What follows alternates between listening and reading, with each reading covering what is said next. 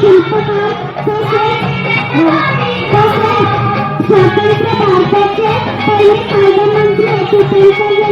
त्यांचा जन्म 14 रोजी मध्य प्रदेशातील मुंबई गावी झाला. त्यांच्या वडिलांचे नाव रामजी सरकार आणि आईचे नाव भीमाबाई असे होते. त्यांनी दीनदलितांसाठी अस्पृश्य म्हणून खूप त्रास सहन केला. त्यांनी शिदा संघटित आणि संघर्ष करा असा संदेश दिला. डॉक्टर बाबासाहेब आंबेडकर हे अध्यक्ष हुशार व महत्वाकांक्षी होते.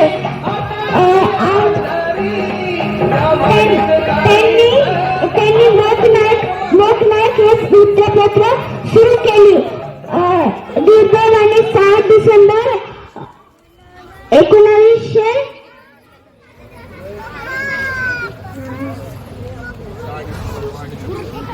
घेतला. शेवटी एवढंच बोलतो, आले किती गेले किती उडून गेला बराला, आले किती गेले किती उडून गेला बराला, संपला नाही आणि संपणार नाही माझ्या भीमाचा दराला, संपला नाही आणि संपणार नाही माझ्या भीमाचा दराला. धन्यवाद. जय भीम. संपणार नाही आणि संपणारही नाही, संपला नाही आणि संपणारही नाही माझ्या भीमाचा दरारा, माझ्या भीमाचा दरारा. तथागत सिद्धार्थ गौतम बुद्ध, जगद्गुरु तुकोबाराय, राजमाता जिजाऊ, छत्रपती शिवाजी महाराज, छत्रपती संभाजी राजे, क्रांतीज्योती सावित्रीबाई फुले, राष्ट्रपिता ज्योतिबा फुले, राजशाहू महाराज, बुद्ध सम्राट महामानव डॉक्टर बाबासाहेब आंबेडकर, तसेच सामान्य व्यासपीठ व मान्यवर आणि माझे मित्रमैत्रिणींनो, सर्वांना माझा जय भीम. आज मी आपणास भारतीय संविधानाचे जनक डॉक्टर बाबासाहेब आंबेडकर यांचे विचार आता आवश्यकता आहेत, कारण आपण सर्व सामाजिक परिवर्तनाचे वाहक आहोत. त्यांचे विचाराचे आंबेडकरी विचाराचे सर्व सामाजिक निर्णयाची गरज आहे. व्यक्तिवाद आणि समूहयोग्य त्यांच्यातील तत्वांचा डॉक्टर बाबासाहेब स्पष्ट जाणीव होते. समकालीन समाजवादी विचार आणि चळवळीबद्दल जागरूक तर होतेच, पण विचाराचे प्रभावही डॉक्टर बाबासाहेब आंबेडकरवर पडला होता. डॉक्टर बाबासाहेब आंबेडकर हे लहानपणापासून अत्यंत हुशार आणि महत्वाकांक्षीचे विचाराचे होते. शिक्षण हे प्रभुत्वाचे उत्तम माध्यम आहे हे ओळखून त्यांनी बांधवांना टीका, संघर्षित व्हा आणि संघर्ष करा हा संदेश दिला. त्यांनी हा संदेश अंगीकारले. ते सर्व आता अभिमानाने रूपात जगतायत. जय भीम, जय महाराष्ट्र. तथागत सिद्धार्थ गौतम बुद्ध, राजगुरु तुकोबा राय, राजमाता जिजाऊ, छत्रपती संभाजी महाराज, छत्रपती शिवाजी महाराज, संभाजी राजे, क्रांतीज्योती सावित्रीबाई फुले, राष्ट्रपिता ज्योतिबा फुले, राजश्री शाहू महाराज या सर्वांना वंदन करून मी माही संतोष पोपळगट आपल्या समोर जे 2 शब्द सादर करणार आहे ते तुम्ही शांत चित्ताने ऐकावे अशी माझी विनंती करून मी माझ्या भाषणाला सुरुवात करते. डॉक्टर बाबासाहेब आंबेडकर यांचा जन्म 14 एप्रिल 1891 साली झाला. त्यांचा जन्म मध्य प्रदेशातील महू ह्या गावात झाला. डॉक्टर बाबासाहेब आंबेडकर हे एक समाज सुधारक होते आणि भारतीय संविधानाचे शिल्पकार आहेत. ते सामाजिक न्यायाचे लढ्याच्या प्रतीक आहे. डॉक्टर बाबासाहेब आंबेडकर यांनी महिलांच्या आणि कामगारांच्या हक्काचे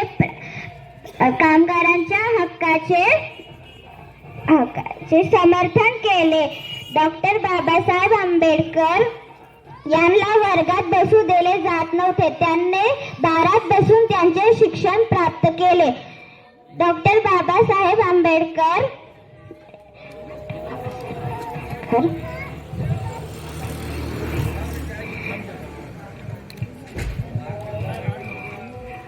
खूप छान भाषण केले.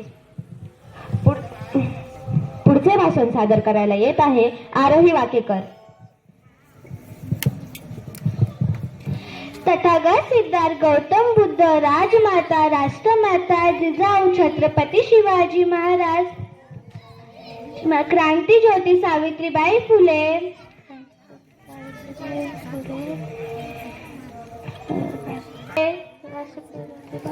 राजश्री शाहू महाराज, बुद्धी सम्राट डॉक्टर बाबासाहेब आंबेडकर, आदरणीय विचारमस या सर्वांना वंदन करून माझे नाव आरोही संदीप वाकेकर. आपल्या समोर जे 2 शब्द मी सादर करणार आहे ते सर्वजण शांती चित्तेने ऐकावे.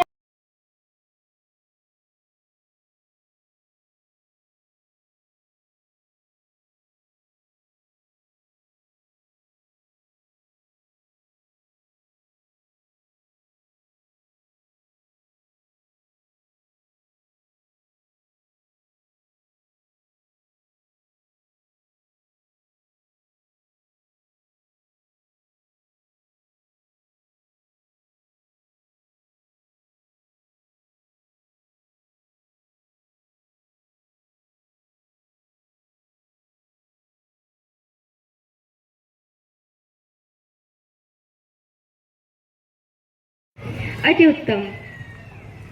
पुढचे भाषण सादर करायला येत आहे स्वरा पोपळगड. टाळ्या वाजवण्यासाठी. With the respect of Tathagat Siddhartha Gautam Buddha,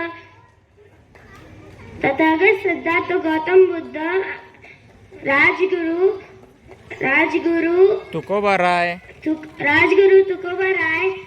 Rajmata Jizau. My name, I am Swara Santosh Popagat. I begin my speech.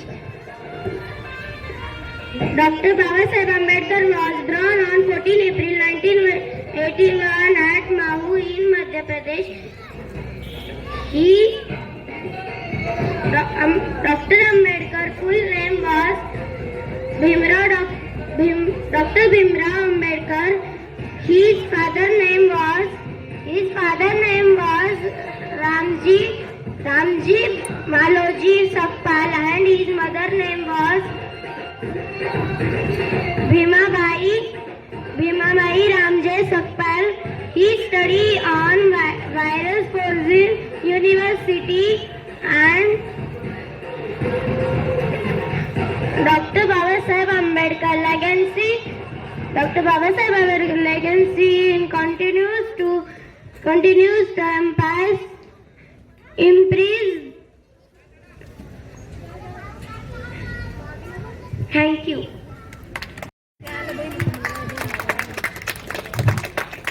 माझे नाव जान्हवी पवार आहे.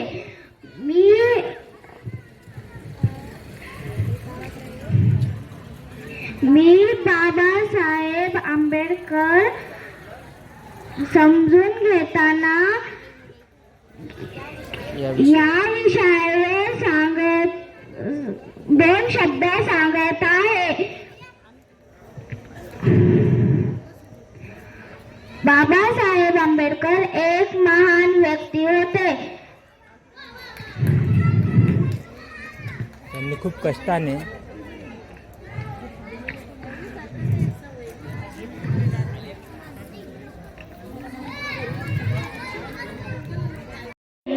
बाबासाहेब समजून घेताना याविषयी 2 शब्द सांगणार आहे. डॉक्टर बाबासाहेब आंबेडकर एक महान व्यक्ती होते. त्यांनी सर्व लोकांना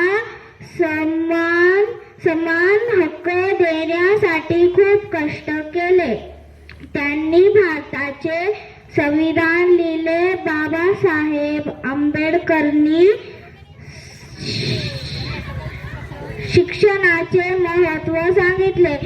त्यांचे विचारांमुळे अनेक लोक प्रेरित मिळते. धन्यवाद. जय भीम. जय भीम. जय शिवराय. जेवढा वेळ दिला होता त्याप्रमाणे तर चांगलंच केलंय जान्हवी. पुढचं भाषण सादर करायला येत आहे संध्या सोनवणे. टाळ्या. माझे नाव संध्या सुरेश सोनवणे आहे. आज मी तुम्हाला डॉक्टर बाबासाहेब याबद्दल सांगणार आहे. डॉक्टर बाबासाहेब आंबेडकर शिल्पकार हे खूप संविधान शिल्पकार होते व त्यांच्या आईचे नाव रमाबाई होते. त्यांच्या बाबांचे नाव रामजी भोसले होते. रामजी आंबेडकर होते. ते विचाराने खूप चांगले होते. त्यांना कोणी वर्गात बसवत नव्हते म्हणून ते दारामध्ये अभ्यास करायचे.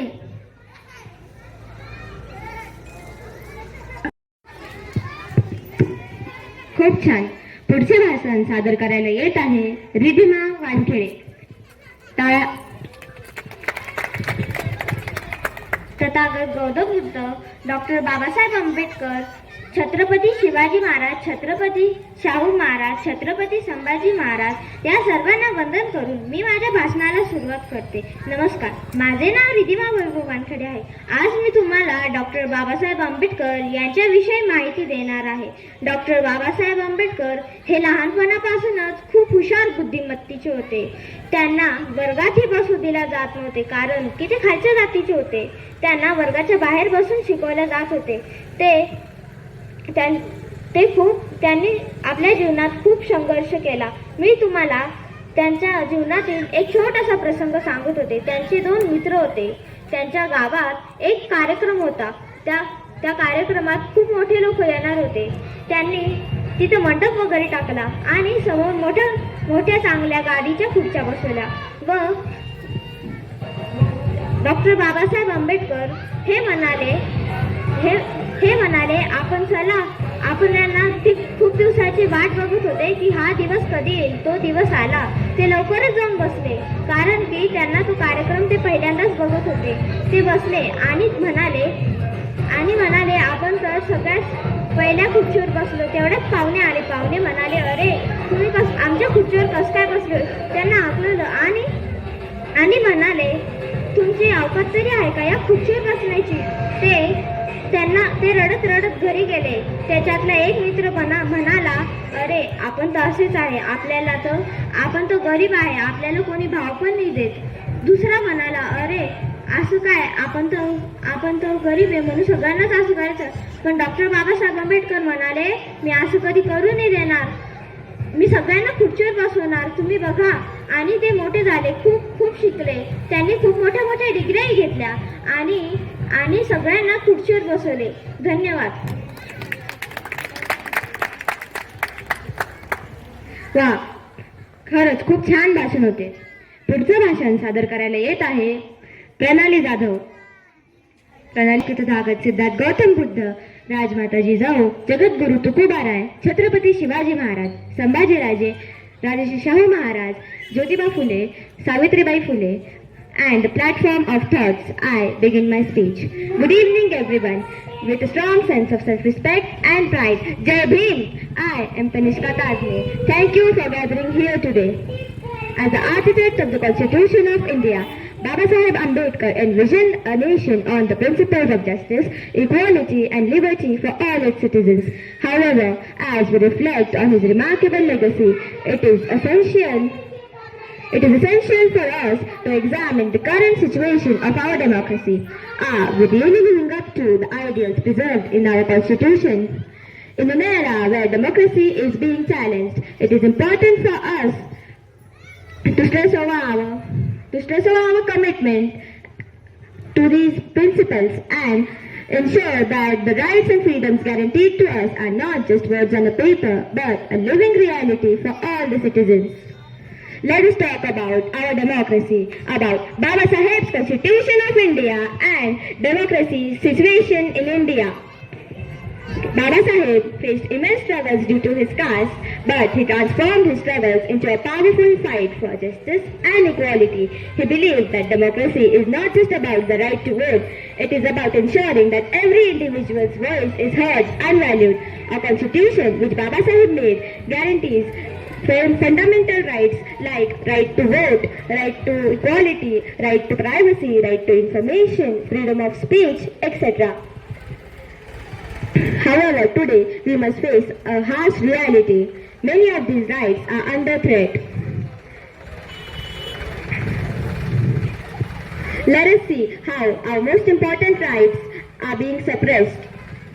Freedom of speech, or Article 19(1)(a), is a right that allows us to express ourselves freely, but this right is being crushed by the government by taking legal action over the people who have expressed dissent to them. Voting rights are being suppressed by the government by introducing new laws and amendments that make it harder for certain communities to vote. These include reduced polling places and limited access to ballots. Right to equality, or Articles 14 to 18 ensure that every individual is treated equally before the law. But this right is being crushed down by the harsh divide and rule policy of the government. Many people face discrimination due to their caste, religion, gender, or economical and political status. Right to privacy is a right that ensures that right to our privacy, or Article 21 ensures that we have the right to protect our information from any unwarranted disturbances from the government, but the government has started to intrude in the personal lives of the people who decide to speak against them. Let us pause for a moment. When was the last time you spoke up against injustice? When did you last make use of these rights given to us? Baba Saheb dreamed of a society where every individual is treated equally. Why not take this step right now? It is never too late. Okay. As we honor Baba Saheb's legacy, it is important that we also remember that democracy is not just a political system, it is a way of life. It is a way we have to contribute in it.